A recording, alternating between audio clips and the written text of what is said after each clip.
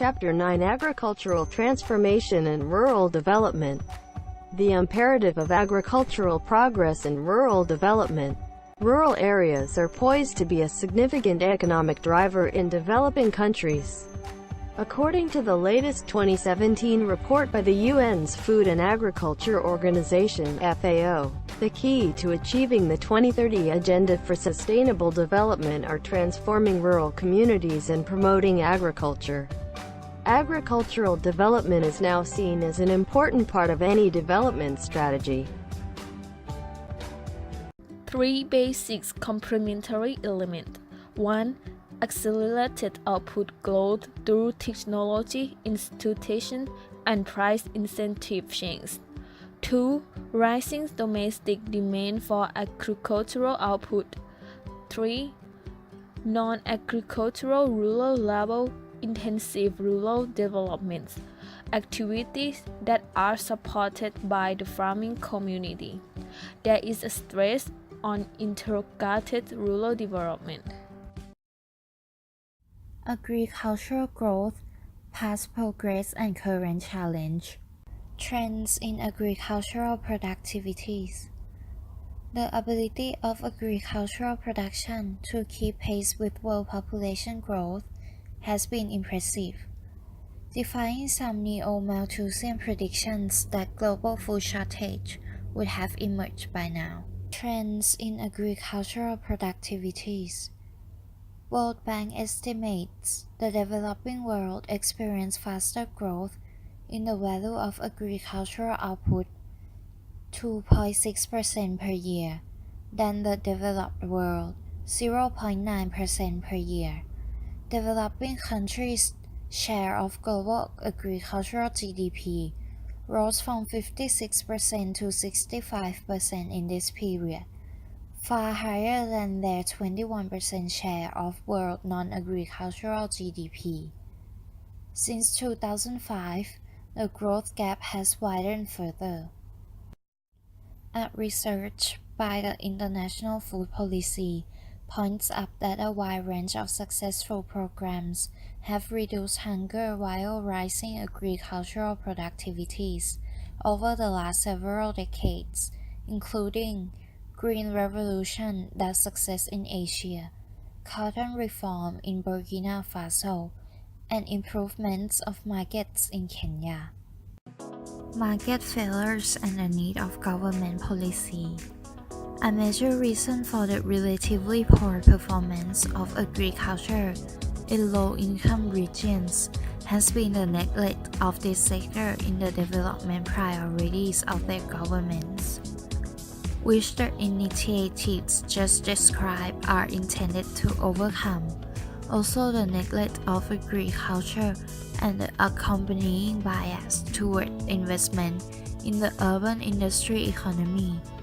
The most important challenges for agriculture in development is to get the role of government right. A major theme of development was to reduce government interventions in agriculture. Agriculture is thought as a perfectly competitive activity, but this does not mean that there are no market failures. Market failures in the sector are quite common, include environmental externalities, public good character, extension service, and economies of scale in marketing. Despite many failures, sometimes government has been relatively effective in these roles, as in Asia during its Green Revolution. Government has a role in agriculture simply because of its necessary role in poverty alleviation. Poverty itself prevents farmers from taking advantage of opportunity that could help pull them out of poverty, from lacking collateral, lacking credit, lacking health and nutrition, lack of information and missing markets, and lacking insurance.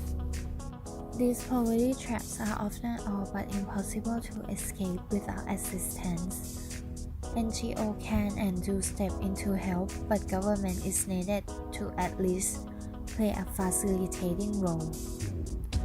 Policy to improve efficiency and alleviate poverty are related. Many market failure, such as missing markets and capital market failure, sharply limit the ability of poor farmers to take advantage of opportunity of globalization when government liberalize trade. If these problems are not addressed prior to deregulation, the poor remain worse off. A key role for government is to ensure that growth in agriculture is shared by the poor.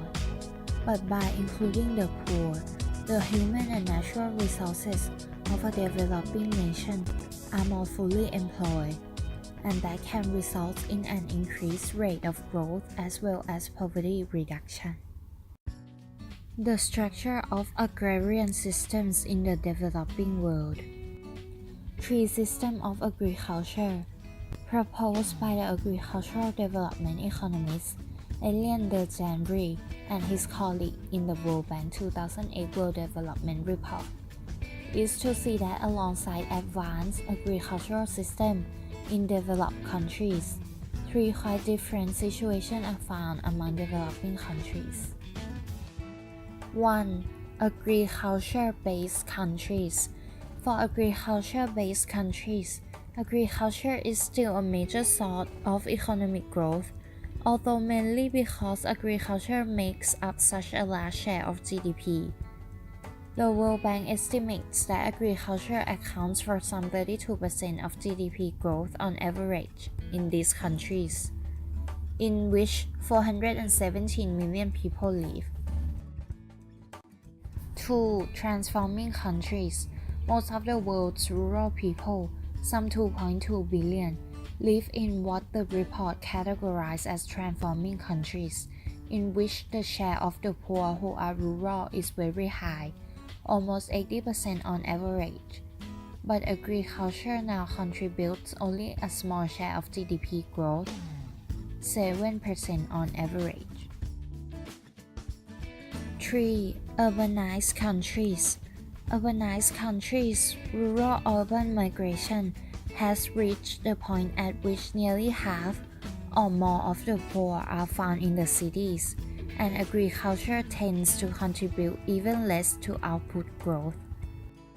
This is the picture of agricultural contribution to growth and the rural share in poverty in the three types of countries mentioned earlier. In many cases, the position of countries within this group is not stagnant. Many countries that were in the agriculture-based category moved to the transforming category in recent decades, most prominently India and China. Traditional and peasant agriculture in Latin America, Asia, and Africa. In many developing countries, various historical circumstances have led to a concentration of large areas of land in the hands of a small class of powerful landowners. This is especially true in Latin America and parts of the Asian subcontinent. In Africa, both historical circumstance and the availability of relatively more unused land have resulted in a different pattern and structure of agriculture activity. Agrarian patterns in Latin America. Progress and remaining poverty challenge. The agrarian structure that has existed in Latin America since colonial times and is still widespread in a substantial part of the region is a pattern of agricultural dualism known as latifundio minifundio. Let us take a deeply look in the meaning of each word. Latifundio, a very large landholding found particularly in the Latin American agrarian system, capable of providing employment for more than 12 people, owned by a small number of landlords, and comprising a disproportionate share of total agricultural land. Minifundio. Minifundio mean a landholding found particularly in the Latin American agrarian system considered too small to provide adequate employment for a single family, They are defined as farms too small to provide employment for a single family with the typical incomes, markets, and levels of technology and capital prevailing in each country or region. Using Gini coefficient to measure the degree of land concentration. As seen in Table 9.3, researchers report that the coefficients for Brazil is 0.77, for Panama is 0.75, and for Ecuador is 0.71. Other countries are even more unequal. The Gini for Paraguay has been estimated to be an astoundingly unequal 0.94, and a very high inequality has been estimated for Colombia and Uruguay, amongst others. These are the highest regional Gini coefficients in the world, and they dramatically reflect the degree of land ownership inequality throughout Latin America. Indeed, evidence from a wide range of developing countries demonstrate that smaller farms are more efficient or lower cost producer of most agricultural commodities. Conclusion for Latin America. At an aggregate level, the agricultural sector in Latin America appears to be doing fairly well. Latin America has led the way in taking advantage of niche opportunities for higher value-added activities such as organic and fair trade markets. Some Latin American countries, such as Guatemala and Honduras, are still in the mixed transition phase, and in such countries, the latifundio-minifundio pattern tends to remain particularly dominant. Transforming economies, problems of fragmentation and subdivision of peasant land in Asia. Throughout much of 20th century, rural conditions in Asia typically deteriorate. Nobel laureate Gunnar Myhrvold identified three major interrelated forces that mold the traditional pattern of land ownership into its present fragmented condition. 1. The intervention of European rule. 2. The progressive introduction of monetized transactions and the rise in power of the moneylender. 3. The rapid growth of Asian populations. The arrival of Europeans. The traditional Asian agrarian structure before European colonization was organized around the village. The arrival of Europeans, mainly the British, French, and Dutch, led to major changes in the traditional agrarian structure. Subsistence agriculture and extensive cultivation in Africa. Subsistence farming on small plots of land is the way of life for the majority of African people living in agriculture-based economies. The great majority of farm families in tropical Africa still plant their output primarily for their own subsistence. African agriculture systems are dominated by three major characteristics. Three major characteristics of agrarian system in Africa. 1. The importance of subsistence farming in the village community. 2. The existence of some land in excess of immediate requirements, which permits a general practice of shifting cultivation and reduces the value of land ownership as an instrument of economic and political power. 3. The rights of each family in a village to have access to land and water in the immediate territorial vicinity.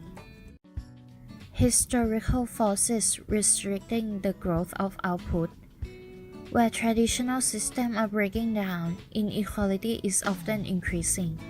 The low productivity subsistence farming characteristic of most traditional African agriculture results from a combination of three historical forces restricting the growth of output. Historical forces restricting the growth of output. 1.